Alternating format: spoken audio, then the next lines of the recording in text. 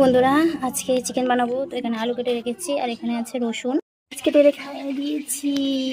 এখানে চিকেনটা ধুয়ে রেখেছি। এখানে আছে মশলা, রসুন, আদা আর আছে কাশ্মীরি লঙ্কা, একটু আছে চিকেন মশলা। এটা একটু আমি বেটে নেব। আমার চিকেনের মশলা বাটা হয়ে গেছে।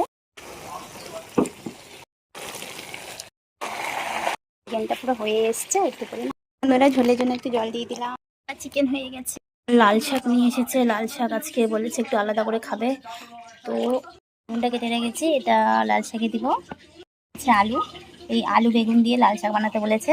তো দেখো কীভাবে কাঁচা লঙ্কা, শুকনো লঙ্কা আছে, এটা ফোড়ন দিয়ে লাল শাকটা দিয়ে দিলাম। বেগুনটা একটু দেরি করে দেবো। তো ফাইনালি আমার লাল শাক ভাজা হয়ে গেল।